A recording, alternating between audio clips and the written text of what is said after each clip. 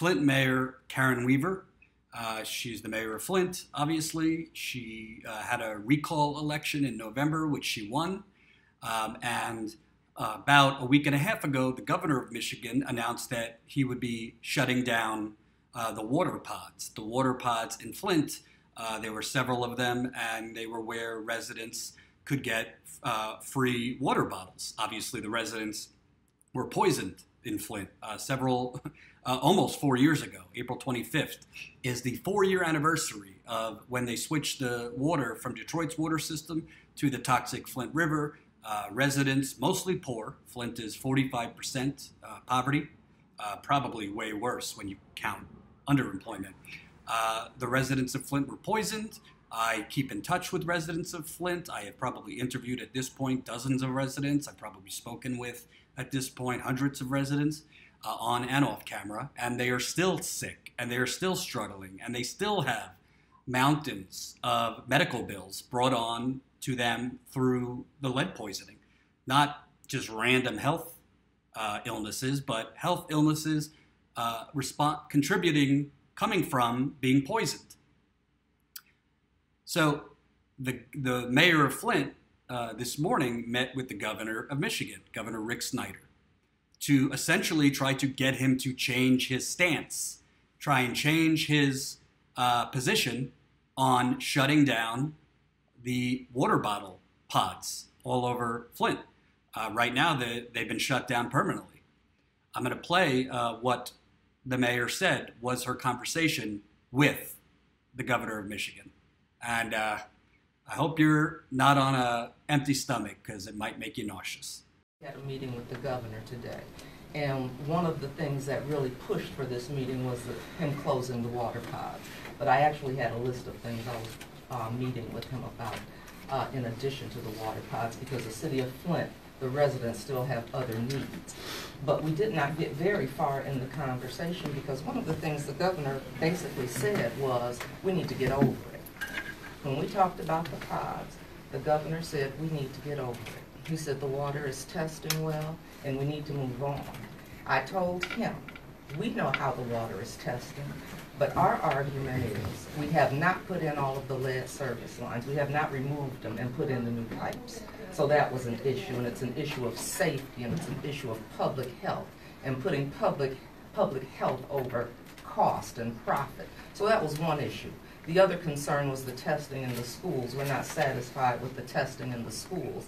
And the biggest thing was trust. Just let that sink in. Let that sink in. The white, wealthy governor of Michigan, who has not been held accountable at all for the poisoning of American citizens, who it has been shown, even though the corporate media didn't cover it at all, even though Rachel Maddow, the holy Rachel Maddow, didn't cover it, was shown that he committed perjury in front of Congress. He said that he first learned of the problems in Flint in January 2016. It later came out that he was made aware of it months earlier. So he perjured himself in front of Congress. He has not been held accountable. He knew about the water problems long before he said he did, yet he pretended he didn't. And he is telling the mayor of Flint and the residents of Flint, just get over it. Get over it. Well, let me give you a little information. And obviously I'm a little perturbed. I've been to Flint 9 times. I'd like to go back for more reporting in the field. I'm just looking for funds. So, you could look at the sign next to me if you want to help out. We're almost at 300 paid patrons. I've been to Flint 9 times. I've been working on a long piece that focuses very heavily on the science that's being used so that this governor can declare that the water is testing under the EPA's limit for lead in water. The EPA limit or the EPA level for quote unquote the action level, where it's okay, is 15 parts per billion. 15 parts per billion. Anything at 15 parts per billion or under, the EPA considers a safe level of lead in water. Of course, most experts say the safe level of lead in water is 0. And as I have been working on in a long-form report, my business partner Jen, who is manning the chat right now and putting in links, she has looked at this report. I have Erin Brockovich quoted in the piece. I have water experts quoted in the piece. I have plumbers quoted in the piece. I have residents quoted in the piece. The science that is being used to declare the water safe, and therefore for the governor of Michigan, to say, oh, the water is testing under the EPA limit, so we could shut down the pods. It is fraudulent. It is fraudulent. I am trying to get the piece published, and very soon I will end up self-publishing it if I can't get a corporate media outlet to publish it. In my video diaries, I do several video diaries a week exclusively for my patrons. I have gone in depth about all the obstacles trying to get this published. Essentially, the corporate media, if it doesn't involve Trump or Russia, they don't care. Even if poor black and white people are still getting poison in Flint, they don't give a damn. They don't care, folks. Because this country is not a democracy. This country is not a country where all men are created equal. This country is a fascist oligarchy. And cooked up science is being used to declare the water in Flint safe. And this governor just basically told this mayor, I'm going to play it one more time. Get over it. We're shutting down the water pods. Your poor residents, figure it out, because we don't give a damn about those residents. We have cooked up science being used to declare the water is safe. So for the poor people in Flint, who now have no choice but to drink the tap water that is filtered, they don't have the money to go on their own buy cartons and stacks of bottled water. They don't have the money. Do you know that I believe it's 16 to 20% of Flint residents don't even have a car? And if you're trying to click on the Patreon link and it's not working, you just have to type it in yourself. Can't thank everybody enough who's been subscribing. We're up over the weekend. I think we got 50 to 60 new patrons. So thank you so much. And this money is going to get me back in the field, back to Flint. But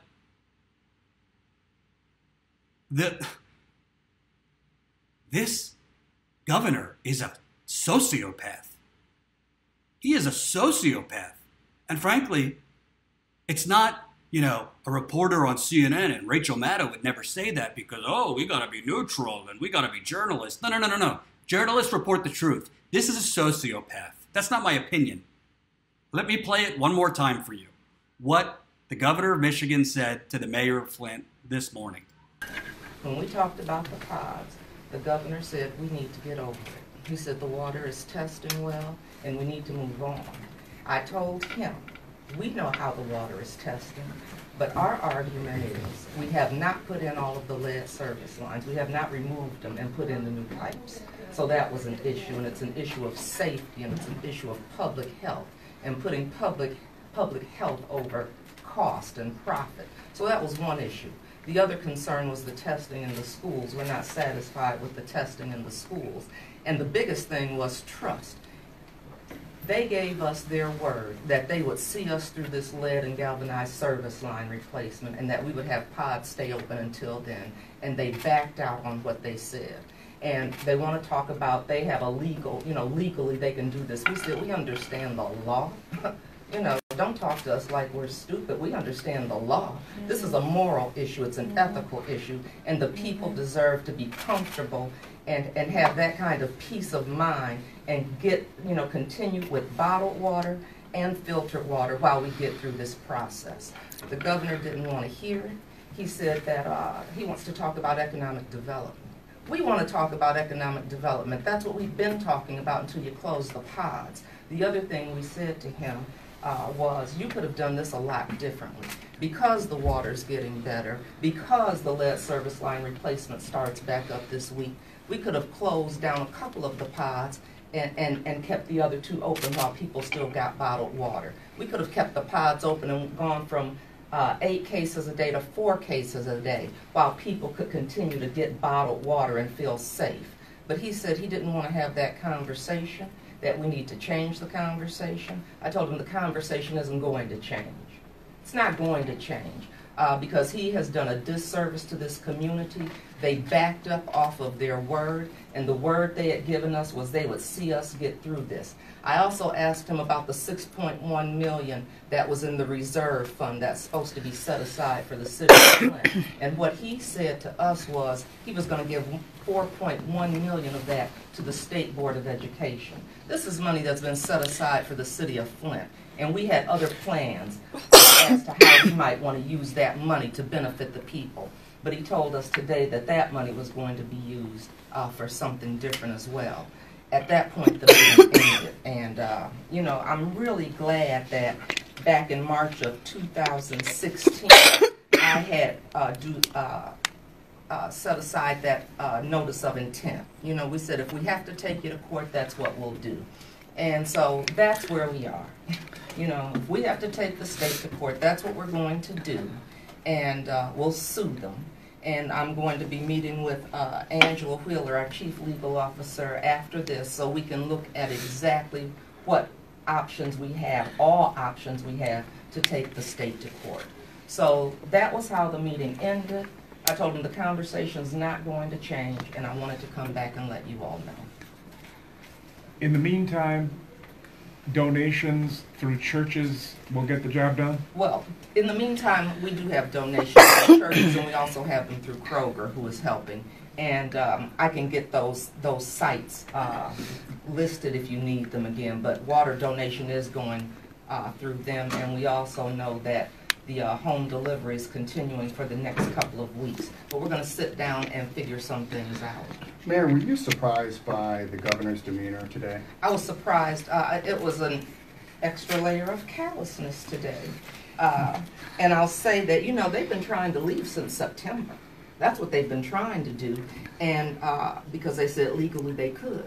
And that was when we had the, you know, to continue fighting to keep the pods open. We kept the 4 main pods open, and then the other ones that are around the city and the churches. Well, then the next time they wanted to close the pods down, it was January. And that's when we said, you haven't tested the schools, so how do you leave when you haven't tested the schools? We haven't gotten the results we want from the schools, and that's one of the reasons that the pods need to stay open with the bottled water. You know, and I've told him, I said, I've acknowledged that the test results that we've been getting are good. I've never said they weren't. What I've said is we still have issues and we still have concerns. And they need to remember that they're the ones that did this to the community. We didn't do this to ourselves. They had the heavy hand. They're the ones that put the emergency manager in. They're the ones that took our voice. They're the ones that made the switch. They're the ones that didn't put the corrosion control in. And here we are today. So to not want to have this conversation, I think, is a total disrespect to the people of Flint. There you have it. That was the Flint mayor, Karen Weaver. I think it's actually generous. I think she's being generous when she used the word callous. This is not just callousness. This is a sociopath. You know, while the media fixates on Donald Trump, and I think Donald Trump is a dangerous man. I think he's a terrible president. I think his policies are dangerous. But as the media fixates on Donald Trump and Russia and helps lead us into another war, probably with Syria, maybe with Russia, you have a governor who presided over the poisoning of American citizens. This isn't just about the city of Flint. This is about what kind of country are we? What kind of country is this? Is this a country that cares about all of its people? Or is it a country that only cares about the people wealthy enough to donate to our campaigns? Well, you want to know something? Let me tell you something. When Governor Snyder says, get over it, he's not just insulting the residents of Flint. He's putting their lives at risk. Because despite these proclamations that the water is testing under the limit for lead, as I've told you, my reporting shows that is based on highly, highly questionable science. But also, it has been shown through research and studies that the water filters that residents have been given to put on their taps are they go bad very quickly. They are magnets for bacteria, so they might stop lead, but they create bacteria. And they do not stop all levels of lead. So now the poor residents of Flint, and it's 45% impoverished, and God knows how much worse when you throw in underemployment. The impoverished people, 16 to 20% of which don't even have vehicles. They don't have the money to go to Walmart or 7-Eleven or wherever and buy stacks and stacks of water bottles. So they are now going to have no choice but to drink through the tap with the filter. The tap that I just told you and the filter that I just told you does not stop all lead, can create bacteria. Google it. It's not me making it up. This is research. This is a sociopath. And let me tell you, when Rick Snyder tells the residents of Flint to, quote, get over it, guess who he didn't tell to get over it? I'm about to read you a little bit of a piece that I wrote when I was at the Young Turks. You haven't heard this from Rachel Maddow. Well, guess who Rick Snyder's top donors are? A bunch of mother frackers. Between Snyder's initial run for governor in 2010 and today, the head of MPI Research, William Parfait, donated $300,000 to Snyder's campaign. Until last year, he was on the board of directors for big agro giant Monsanto. Well, what do you know? Monsanto deploys nitrogen fertilizer, which is primarily made up of natural gas. Hence, the more natural gas produced by fracking, the cheaper nitrogen fertilizer becomes for Monsanto, and the more it can use. You know why that's important, folks? Because the reason that they switched Flint from the Detroit water to the Flint River in the first place is because they were building a privatized pipeline.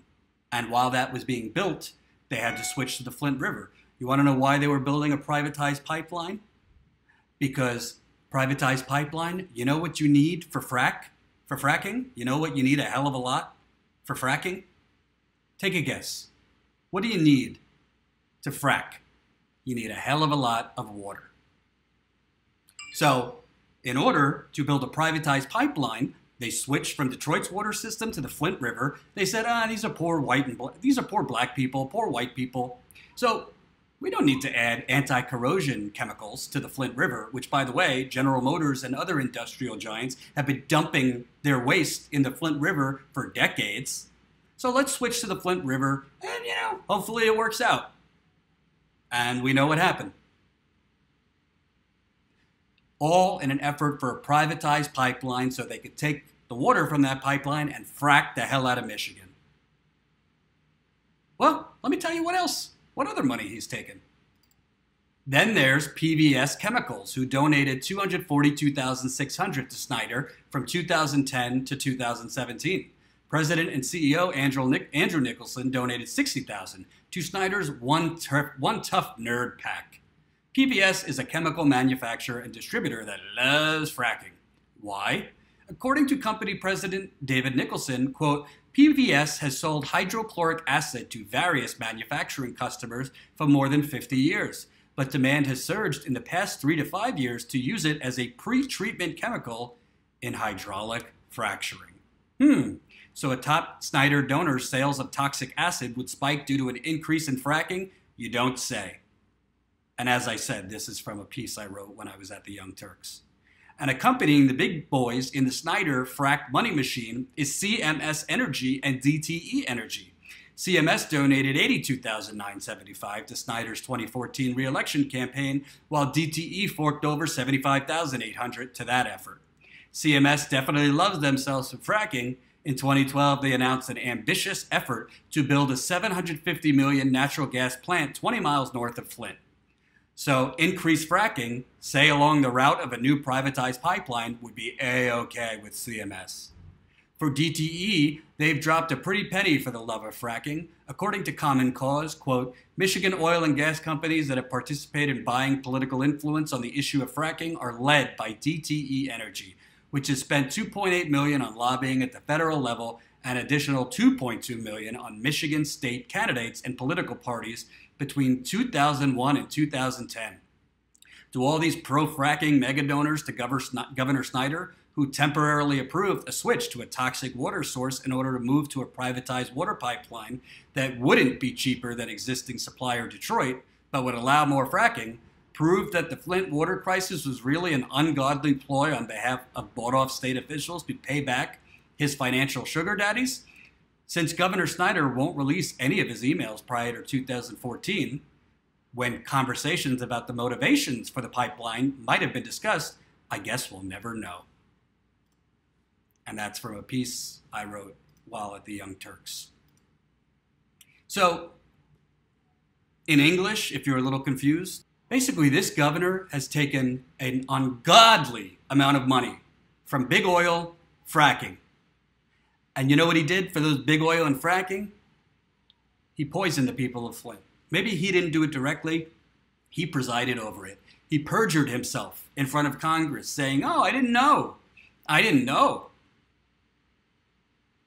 about the Legionella outbreak. I didn't know that the people of Flint were poisoned. I didn't know until January 2016. He lied. A state official actually testified in court under oath that he had told the governor months before. So either this governor is guilty of involuntary manslaughter or he's guilty of reckless negligence. Probably both.